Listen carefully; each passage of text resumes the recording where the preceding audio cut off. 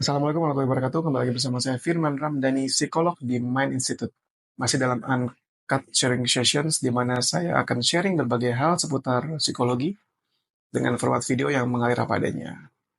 Pada video kali ini kita akan membahas mengenai Class of Champions, salah satu acara yang lagi viral di dari ruang guru yang saya juga nonton dan ngikutin sampai episode 8 kalau nggak salah hari ini ya. Dan itu seru banget. Seru banget. Tapi mungkin kita nggak nonton, nggak ngomongin videonya ya, karena teman-teman silakan nonton sendiri aja. Cuma yang saya highlight di video kali ini adalah eh, keinginan kita untuk berprestasi. Mungkin kita bagi dua, keinginan yang sehat dan keinginan yang problematik, yang bermasalah atau yang toksik gitu ya.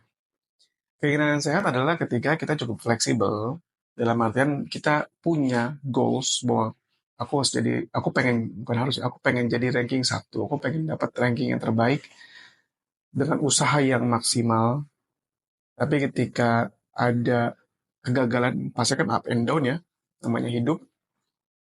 Bahkan Sandy pun kalah sama Excel, teman baiknya. Bahkan ada juga yang, ini episode 8 ya, nggak tahu nanti episode lainnya. Kan lagi ada revive tuh, yang dari, I don't know, yang dari Oxford apa siapa tuh ya, saya lupa. Pokoknya kalah deh sama yang dari Indonesia, saya lupa. Kalah, dan dia juga kaget gitu ya. Kalau nggak salah dia juga yang kalah itu ya, dari Singapura ya, dan dia juara matematik olim atau apapun itu gitu. Itu kalah. Ya namanya hidup naturally pasti akan gitu ya, up and down. Ya pasti akan ada performanya bagus, pasti akan turun. Pemain bola juga gitu, psikolog juga gitu, bos juga gitu. Apalagi ya, ya akademisi, mahasiswa, pelajar juga pasti akan ada suatu saat dia tinggi, pasti nanti akan ada waktunya dia turun. Entah kapan, entah bagaimana. Nah, yang sehat adalah, keinginan yang sehat adalah ketika kita bisa memaknai up and down itu dengan rasional, dengan tepat. Bahwa ya ketika kita turun nggak dapat ranking misalnya, nggak dapat top 3 atau nggak dapat ranking satu atau mungkin dapat nilai jelek, kita bisa memaknainya dengan tepat sehingga kita bisa mengolahnya jadi dorongan untuk berprestasi lagi, dorongan untuk bekerja lebih giat lagi, dorongan untuk mencari jalan keluar yang lebih efektif dan efisien. Itu yang sehat. Yang tidak sehat atau yang toksik adalah ketika keinginan itu berubah jadi sebuah dogma. Ketika keinginan itu menjadi sebuah eh, dogma yang eh, berbentuk sebuah belief atau sebuah keyakinan. Jadi keinginan jadi bukan keyakinan ya. Keyakinannya, mungkin keinginannya keinginan berprestasi, tapi keyakinannya gini, aku harus dapat ranking satu, aku harus dapat ranking satu untuk bisa sukses. Mungkin juga nadanya gini, eh, kalau tidak ranking satu artinya aku gagal. Kalau tidak ranking satu artinya aku bodoh. Kalau tidak ranking satu artinya aku ini semua sia-sia. Artinya aku payah. Ketika kita punya keyakinan yang sebegitunya, gitu, sebegitu kuat, sebegitu rigid, sebegitu dogmatik, sebegitu negatif, irasional, itu yang akhirnya membuat ini jadi tidak sehat, gitu ya. Artinya nanti pada saat ada up and downs yang memang sunnatullah terjadi, sudah sudah memang eh, takdir kehidupan gitu ya, terjadi up and downs. Pada saat kita up, kita bisa sangat enjoy, tapi pada saat down, lagi turun gitu ya, performa kita bisa sangat terpukul dan mungkin nggak bisa up lagi nantinya.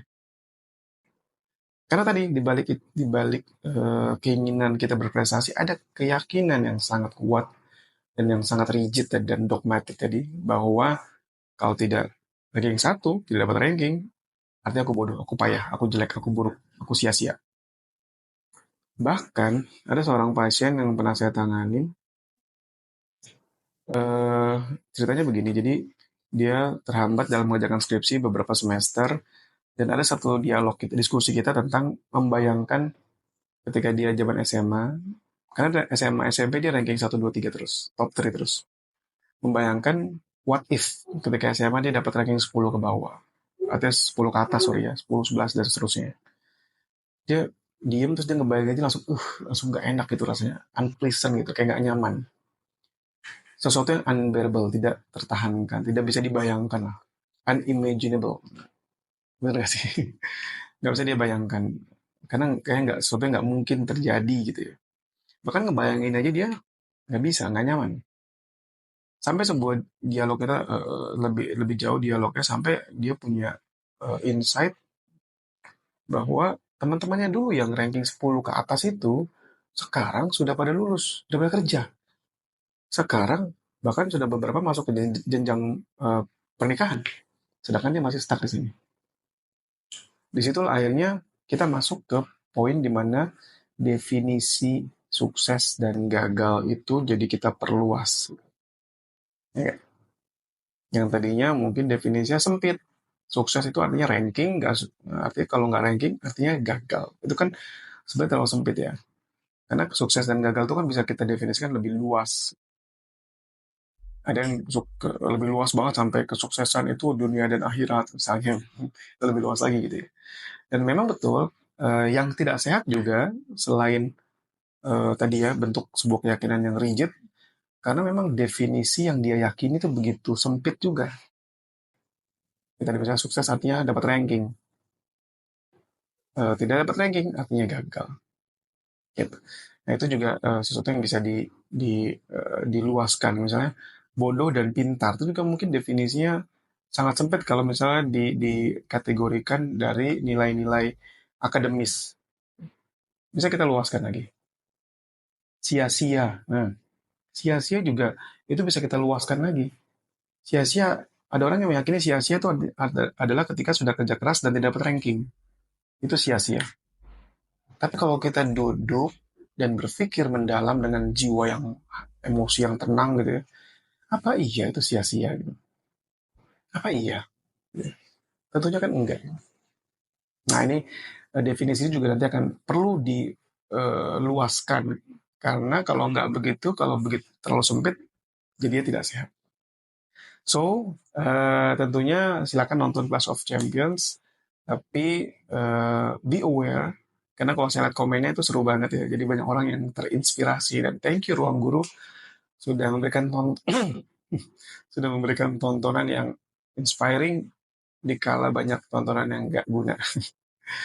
Dan jadi banyak orang yang pengen berprestasi, terinspirasi, tapi hati-hati betul kalau saya melihatnya dari sudut pandang psikologis ya. Jangan sampai nanti eh, di balik keinginan berprestasi justru malah mengarahkan kita pada keinginan yang tidak sehat.